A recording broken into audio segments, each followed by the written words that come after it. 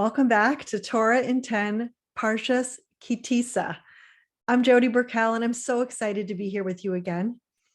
As I read through the pages of this week's Parsha, as explained by Rabbi Sack of blessed memory, a question arose for me. What is Judaism? We'll get there. This is a packed Parsha. We read about the sin of the golden calf and its consequences.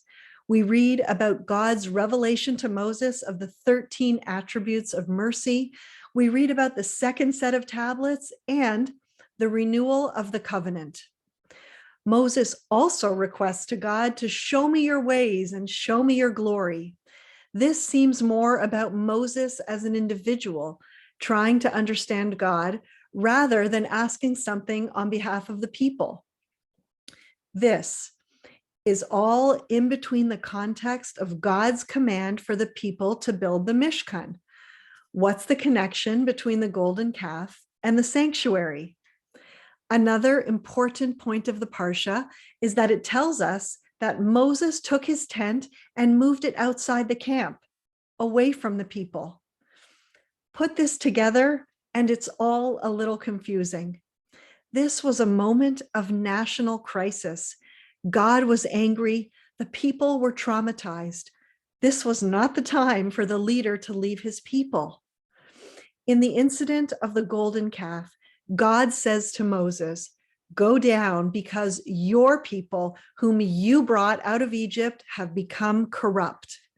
This suggestion, says Rabbi Sack, is that Moses' absence was the cause of their sin. Moses heard God. He went down, punished the guilty, prayed to God to forgive the Jewish people. But then Moses changes his approach. He was, in effect, saying to God, what the people need is not for me to be close to them. I'm just a human being. You are their God. They need you to be close to them. In Rabbi Sack's beautiful words, up until this point, the people had experienced the greatness of God. What the people needed now, says Moses, was to experience the closeness of God. That's why Moses moved his tent out of the camp, as if to say, it's not my presence that the people need in their lives, but yours. Now we can understand the story a little bit better. After the drama of the sin of the golden calf, Moses pleaded with God to come close to the people, not in thunder and lightning, but on a day-to-day basis. To me, this answers our initial question. What is Judaism?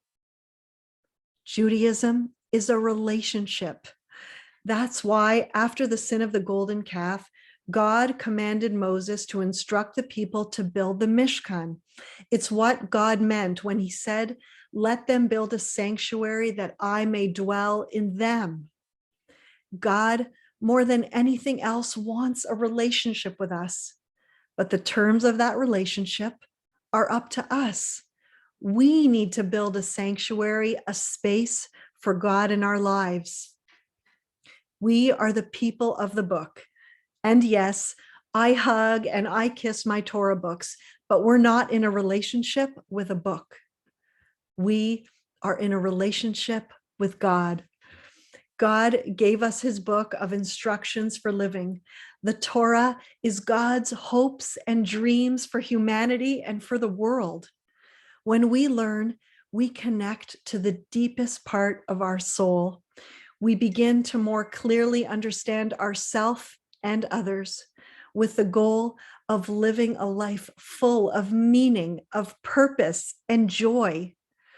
God's relationship with the Jewish people, the prophets say, is that of a parent and child. God calls us his firstborn, or they say, between a husband and a wife, or between lovers.